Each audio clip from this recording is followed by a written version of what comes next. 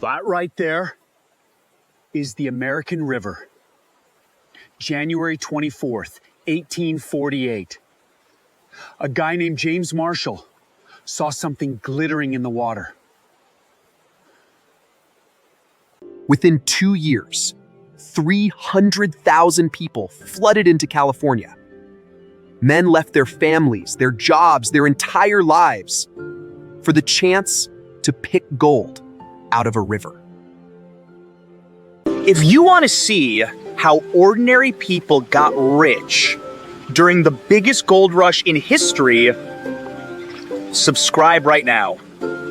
And I'm not talking about the miners. I've been in Coloma for about 3 hours. I've already seen a man trade his mule for a bottle of whiskey. Another guy claimed he found a nugget the size of his fist, and about 40 people who look like they haven't eaten in days.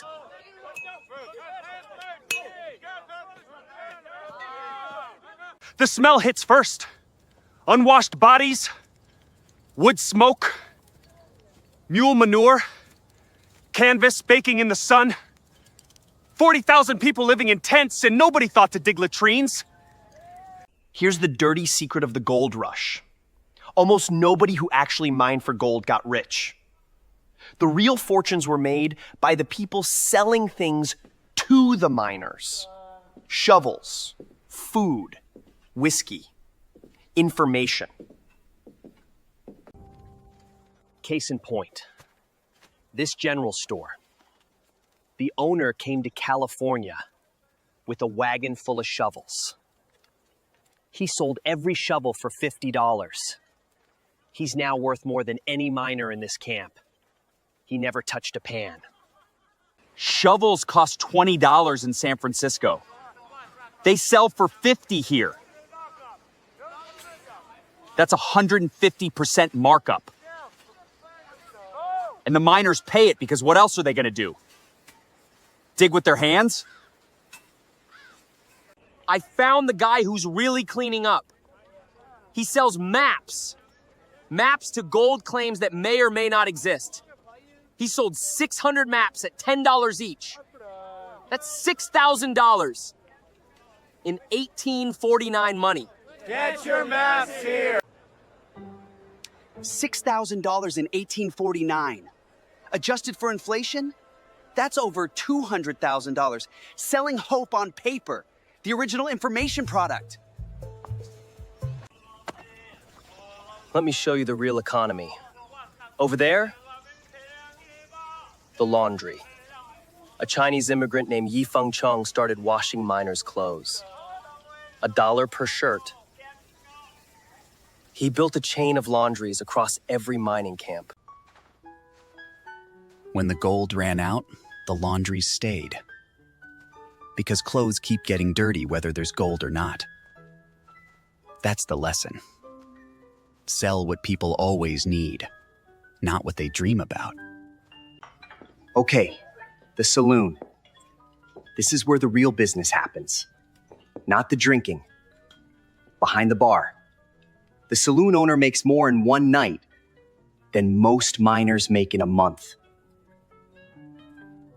Whiskey that costs 50 cents in San Francisco sells for $2 here. And these men are thirsty, homesick, exhausted. The markup on desperation is astronomical. I stepped outside the saloon, and the contrast hit me. Inside, men blowing fortunes on whiskey.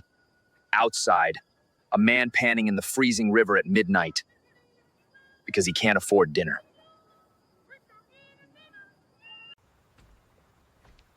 That's when the gunshot rang out, somewhere upriver. Nobody even looked up. Just another claim dispute. Another miner who won't be going home. There's a darker economy here, too. Claim jumpers. Men who wait until you've done the hard work, then show up with guns and take your claim. The law is 3 days ride away in Sacramento. Nobody's coming to help. I met a miner named Samuel. 42 years old, Left a wife and 3 kids in Ohio. Been here 8 months. He's found enough gold to buy a good pair of boots. That's it. He showed me his letters from home. His youngest daughter is learning to write. She draws pictures of him coming back with a bag of gold. He hasn't told them the truth yet. You want to know who got rich in the gold rush? Not Samuel. Not the 40,000 men like him. The people who sold Samuel his shovel, his boots, his whiskey, his map, his hope. Hope! The gold rush taught America its most enduring lesson about money. The surest way to get rich isn't to chase the dream. It's to sell the dream to the people chasing it.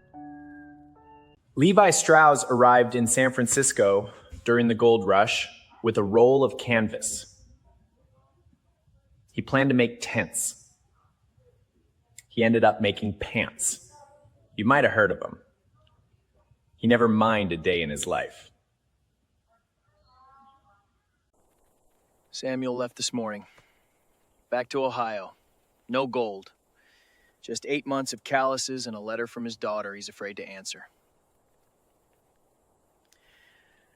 I watched his wagon disappear into the hills, and I thought about every get-rich-quick story I've ever heard. They never tell you about the Samuels. They tell you about the strike, the nugget, the luck. But for every nugget, there are 10,000 men who went home with nothing, and 50 store owners who retired at 30. I'm standing at the same spot where James Marshall found that first flake of gold. The river is still here. The gold is mostly gone. But the lesson is right there in the water if you look. Don't dig for gold. Sell shovels. That's the forgotten way to make money. And it's never stopped being true. I hope Samuel's daughter still draws pictures. And I hope he tells her the truth. That he didn't find gold. But he found his way home.